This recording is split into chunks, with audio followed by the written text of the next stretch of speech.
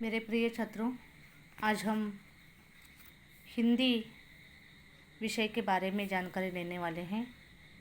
10वीं कक्षा की लोक भारती हिंदी। ये हिंदी भाषा जो है वो हमारी राष्ट्रभाषा है। राष्ट्रभाषा किसे कहते हैं?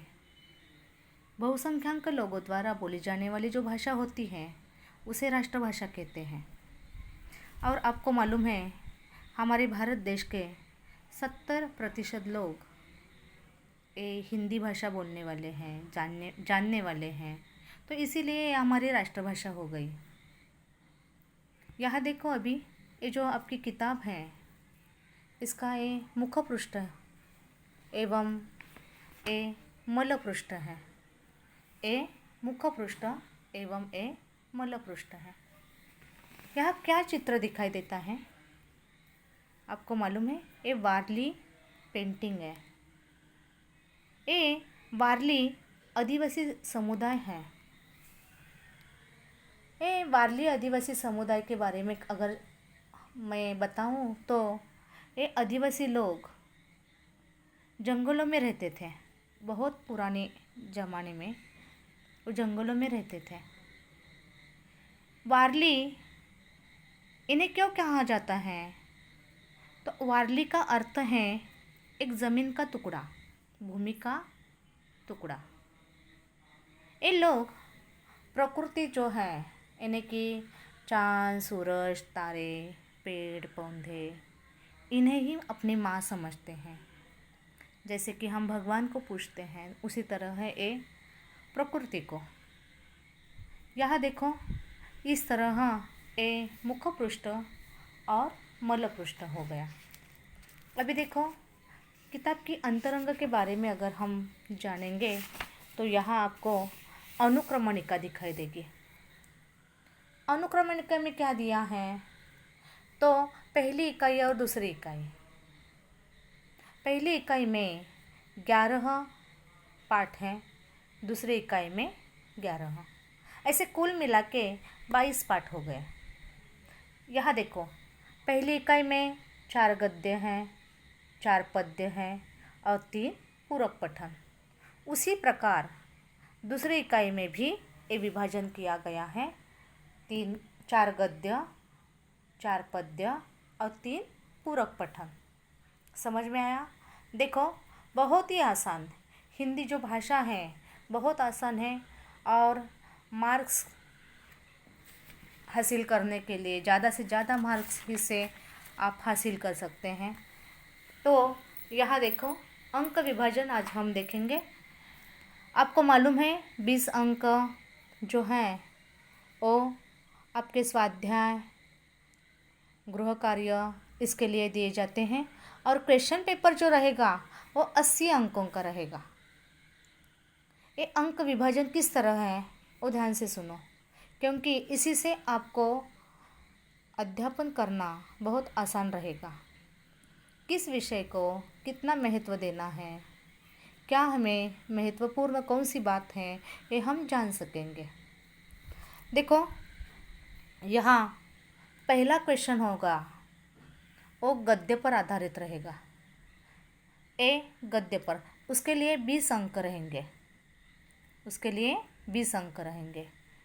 और इसमें पठित परिच्छेद। अभी देखो, पठित परिच्छेद यानी क्या? पठित परिच्छेद यानी पाठ में जो हम पाठ पढ़ेंगे उसमें से ही, गद्य पाठ पढ़ेंगे उसमें से ही परिच्छेद आएगा और उसके लिए 8 अंक रहेंगे।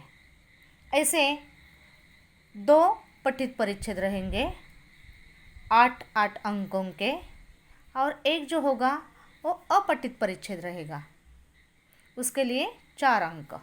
कुल मिला के कितने हुए? 8, 8 और 4, कुल मिला के 20 अंक हो गए। अभी ये जो 8 अंक है उसका विभाजन किस तरह किया है देखो। पहला सवाल उसमें से आएगा आकलन कृति, उसके लिए रहेंगे 2 अंक। जो पैराग्राफ होगा उसमें से आकलन कृति, आपको कितना समझ में आया? ये आप वहाँ सवाल दिया जाएगा उस पर वो रहेगा, इसके लिए होंगे 2 अंक। दूसरा होगा आकलन कृति पर ही, उसके लिए 2 अंक। तीसरा सवाल रहेगा शब्द संपदा। अभी शब्द संपदा के अंतर्गत क्या आएगा देखो, उसके लिए रहेंगे 2 अंक। समझ में आया? तो शब्द संपदा के अंतर्गत देखो, अनेकार्थी शब्द, शब्द युग्म, समानार्थी शब्द, पर्यायवाची शब्द, विलोम शब्द, उपसर्ग, प्रत्यय, अनेक शब्दों को एक शब्द लिखना है, कठिन शब्दों के अर्थ, लिंग, वचन, विराम चिन्ह, कृदंत, तद्धित, तत्सम, तद्भ, इस तरह के सवाल इसमें से 2 सवाल आएंगे। समझ में आया? इसमें से 2 सवाल आएंगे। आगे देखो, ऐसे ही इसी जिस तरह ये विभाजन है वैसा ही पठित परिच्छेद 2 में आएगा। और देखो आगे का चौथा जो होगा वो स्वमत होगा, इसके लिए 2 अंक रहेंगे, इसके लिए 2 अंक रहेंगे, स्वमत के लिए 2 अंक। अभी स्वमत आपको मालूम है किस तरह लिखना है, 9वीं कक्षा में भी हमने देखे हैं।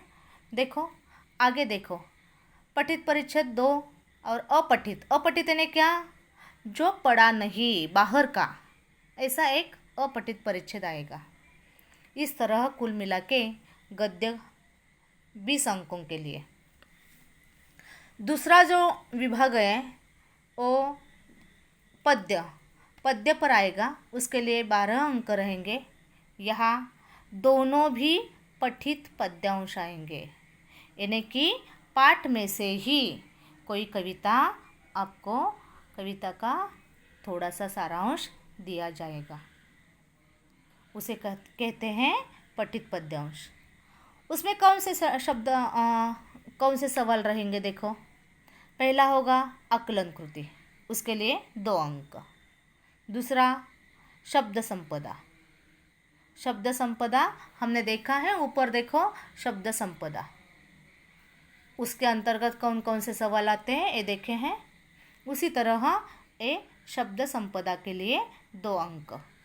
और तीसरा जो सवाल होगा वो होगा सरल अर्थ यानी क्या, कविता का जो भी पंक्तियाँ दी गई होगी उसमें से कुछ कविता की 2 पंक्तियाँ, 2-3 लाइन जो होगी उसका सरल अर्थ आपको लिखना है, उसका अर्थ लिखना है। अभी तीसरा विभाग देखो, पूरक पठन, ये 8 अंकों के लिए 8 अंकों का विभाजन किस तरह देखो, पठित पद्यांश और पठित गद्यांश। आपकी समझ में आया? पठित पद्यांश ने जो कविता रहेगी उसके अंतर्गत और पाठ रहेगा उसके अंतर्गत, ऐसे 4 कुल मिला के 8, ये 2 आएंगे। और उसमें देखो सवाल आकलन पर 2 और स्वमत के लिए 2 अंक रहेंगे। इस तरह पूरक पठन के अंतर्गत 8 अंकों का सवाल पूछा जाएगा। अभी देखो चौथा जो विभाग है भाषा अध्ययन यानी कि व्याकरण, उसके लिए 14 अंक रहेंगे। उसमें क्या क्या आएगा देखो, शब्द भेद 1 मार्क्स, अव्यय 1 अंक, संधि 1, सहायक क्रिया 1 अंक के लिए, प्रेरणार्थक रूप जो होता है उसके लिए 1 अंक, मुहावरा 1 अंक, शब्द भेद 2 अंकों के लिए, काल परिवर्तन 2 अंकों के लिए, वाक्य भेद रचना के आधार पर और अर्थ के आधार पर, जो 9वीं कक्षा में भी हमने पढ़ा है, देखो उसको 2 अंक रहेंगे। वाक्य को शुद्ध करके लेखन जो होता है उसके लिए 1 अंक, और विराम चिन्ह का इस्तेमाल करना है उसके लिए 1 अंक। ऐसे कुल मिला के 14 अंकों के लिए भाषा अध्ययन व्याकरण ए विभाग रहेगा। अभी देखो पांचवा जो सवाल है वो है रचना विभाग। अभी रचना विभाग में देखो क्या आएगा, उपयोजित लेखन। उपयोजित लेखन इसके लिए 26 अंक रहेंगे। ये 26 अंकों का विभाजन देखो कैसा है। पत्र लेखन 5 अंक के लिए, प्रश्न निर्मिति 4 अंक के लिए, वृत्तांत के लिए ऑब्लिक दिया है, कहानी या वृत्तांत लिखना है उसके लिए 5 अंक रहेंगे। विज्ञापन लेखन 5 अंकों के लिए, निबंध लेखन 7 अंक। इस तरह कुल मिला के 26 अंकों के लिए उपयोजित लेखन रहेगा। और अभी आपने अगर गौर से देखा होगा तो आपके ध्यान में आया होगा कि ये जो 20 अंक, 12 अंक और 8 अंक कुल मिला के कितने हुए, 40। कुल मिला के 40 अंक हो गए। तो देखो 40 अंकों के लिए ही किताब में से सवाल पूछे जाएंगे।